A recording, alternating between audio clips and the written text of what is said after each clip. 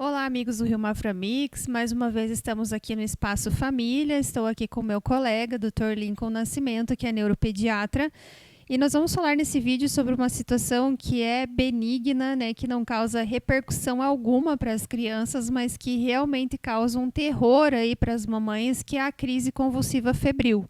Então, é aquela crise convulsiva que aparece quando a criança está com febre.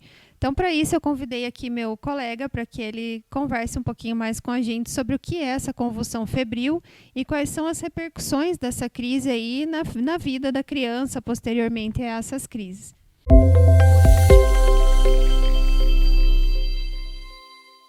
Olá, Michele. Olá, pessoal que nos assiste.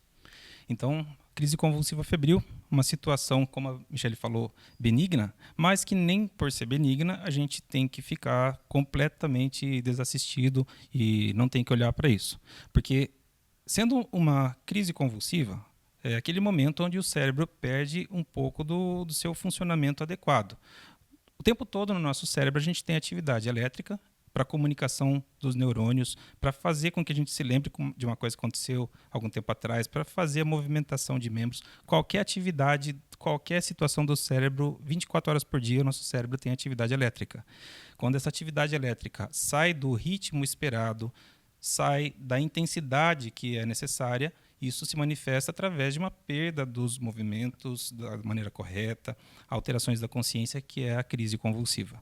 Nas crianças pequenas, a partir de 6 meses de idade, até chegar a aproximadamente 6 anos de idade, nós temos a possibilidade de ter convulsões desencadeadas pela febre. Neste tipo de problema, nessa condição, nós não temos alterações patológicas no cérebro, mas no momento que a temperatura sobe, principalmente em temperaturas mais altas é mais fácil, mas pode acontecer até no 37,8, a convulsão aparece.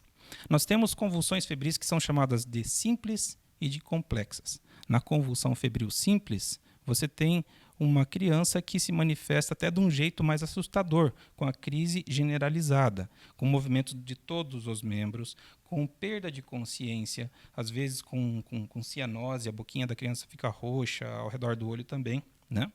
A convulsão, então, é generalizada na crise convulsiva febril simples. A crise dura menos do que 15 minutos e ela acontece uma vez só naquele evento todo. Numa convulsão febril complexa, você tem crises que demoram mais do que 15 minutos para passar. Você tem crises focais ou parciais, onde só um lugarzinho do cérebro manifesta alteração, então a criança só mexe uma parte, a criança não chega a perder completamente o sentido.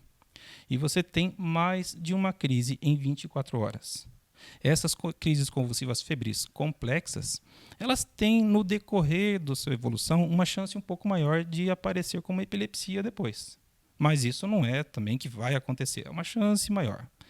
Independente disso, se a criança teve uma convulsão, é melhor ir para o pronto-socorro. Existem condições que até parecem uma crise convulsiva febril e que a gente vai ver depois que não é. Por exemplo, aquela criança que no meio de uma infecção, de uma septicemia, ela acabou tendo aquele tremor, né, causado pela infecção. Aquela criança que numa febre super alta acaba ficando um pouquinho delirante, acaba falando coisa com coisa. Meu Deus, será que isso foi uma convulsão? Pode ser que não. Até aquelas crises de perda de fôlego, onde a criança está chorando forte, o choro não sai, e de repente a criança tem uma coisa que é igualzinha à crise convulsiva, com perda de consciência, com tremores, mas que nesse caso o cérebro não está tendo nenhuma alteração.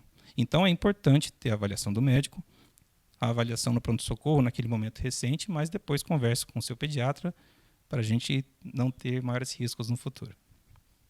Então é isso aí, a crise realmente é uma coisa que assusta muito as mães, né? Nenhuma mãe se sente confortável em ver que o seu filho está convulsionando, são movimentos realmente que são assustadores e que merecem investigação, né? Independente da causa, a crise convulsiva sempre é uma coisa que precisa ser diagnosticada, então é claro que sempre uma crise procurem um pronto atendimento, lá onde essa criança vai ser estabilizada, receber os primeiros cuidados e depois a gente acaba encaminhando essa criança para que o neuropediatra avalie, né, e perceba se isso realmente foi apenas uma crise febril ou se ela está desenvolvendo algum tipo de epilepsia.